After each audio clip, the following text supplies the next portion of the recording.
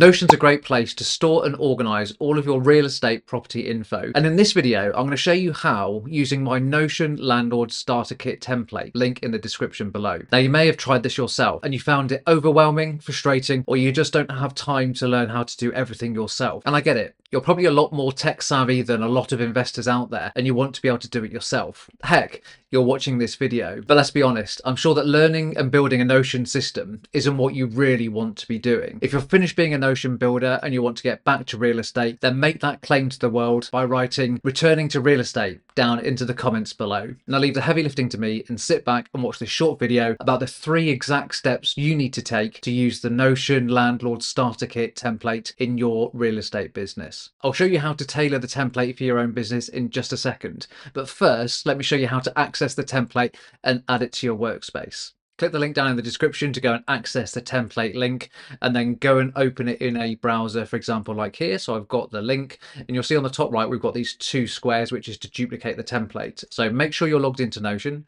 And then when I click on duplicate, it's now going to ask me where would I like to add this template. So I'm just going to go and select my Andy Gort Consulting. And in here, I've got lots of team spaces, so I can pick one of those, or I can just add it to private. So I'm just going to go and click on that one. It's going to add it to my private section. Great. And now the template is duplicated. You can see it here on the left-hand side, and we can go and access it. And I can just go and hide this sidebar, and we're ready to go for step 2. If the first step looks straightforward and you're confident about downloading the template and adding it to your workspace, I'd really appreciate it if you just go and hit the like button so that I know that you're getting what you need out of this video. The second step is how to customize the template for your specific business. I'll start showing you how to add your own business information in just a second, but first let me show you how to go and customize the template to your needs.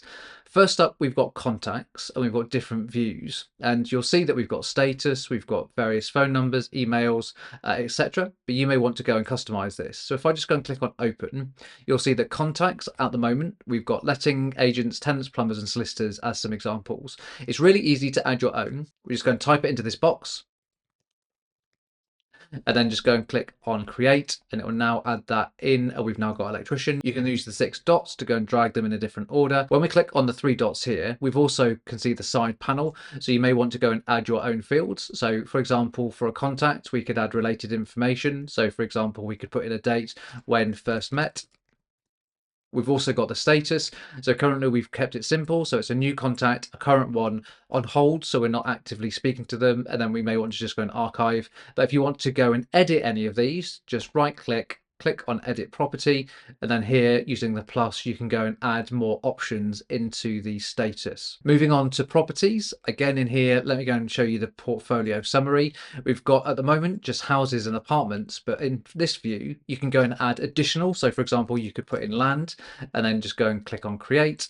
The property status, again, you could change. Here you can see we've got various prices, so for the value, the mortgage, etc. And you may want to change the currency for these. Just right click, go edit property, and you'll see we've got the number format, which is the US dollar, and then you can just go and select the right currency for your property business. Moving across, we've got other things like the rental status. So I've currently put in just a property that's to rent, one that's rented, refurb or other, and also the rental type. So it may be a single family home, a vacation rental, and you can go and add your own options again by just going and typing them into this box and then going and clicking create. So those are some of the changes we can make to the properties. Under maintenance, this is very similar again. So we've got broken down into maintenance. So these are issues that are here and now. So for example, a wobbly door handle, or maybe the electrics keep tripping, as I've put as an example. Underneath, we've got renovation. So these are where you know that you want to do maybe bigger projects like replace a bathroom or a kitchen, and you want to go and store that. And lastly, we've got upkeep. So these are more regular items like replacing some filters, or maybe doing some annual gas safety certificate testing. Here we've got tenancies. So we've got the status of the tenancies, the rent amount, which property is it related to. So to add a new property, just type in whatever you'd like here. I've just put the first line of the address. Same for the rent amount and changing the currency. You can always add your own properties as well. Just click on the plus and then add in any other information. And let me know down in the comments if you need any help with this. We've got documents. These are just important items. So I've just got gas safeties and tenancy agreements, but it could be any other documents that are related to your properties, your tenants, etc. And then lastly, we've got notes and meetings, and this is really simple. So what type is it? I've just got notes and meetings as examples, and we've got the status. Is it a new meeting? Is it a current meeting, or is it one that's now finished and we can go and archive it? So it's really that simple to go and make any changes that you want, just to go and customize these fields to your own business. And if you need any help with this, then do go and put a message down into the comments below if you're stuck, and I'll be more than happy to help out. The third and final step is to add your own real estate business information into the template.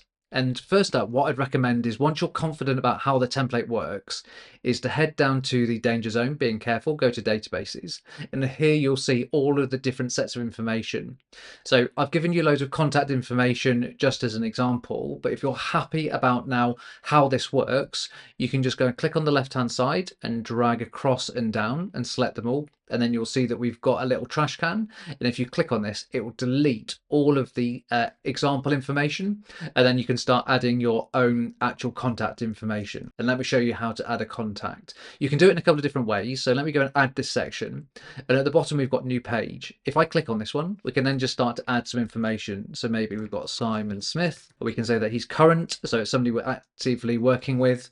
What's his title? So maybe he is head of lettings. What company? In here, this relates to the company's database, and he may work for a current company that we've used before. For example, it may be the best agent, or it may be a new one. And if you want to link to a new organization, you can just type the name here. So maybe it's letting agent 100. Once you've put in the name, just click on here, new letting agent 100, like this, and it will add that into the organization database. Add in other details, etc., etc. So the phone number, the email, and perhaps we contacted him yesterday. So I'm just going to put in the 27th of August.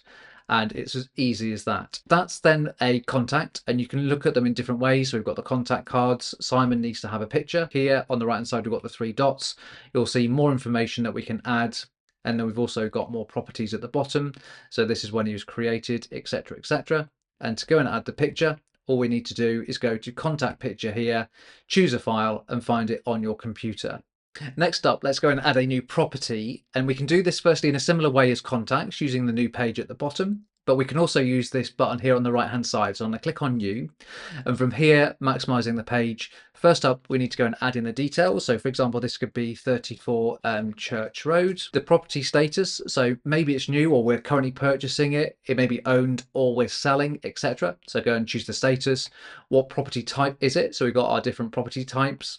And also, what's the rental status? So is it rented, under refurb, etc. Here, the 3 dots show some more information so that we can do the full address. What features does it have, such as air conditioning, a garage, etc. Bathrooms, and you can see them all here, the different fields that you can fill in. So just go and fill those all out. And then when you're happy, just click back, and that'll take us back to the dashboard. And we've added our new property into the template.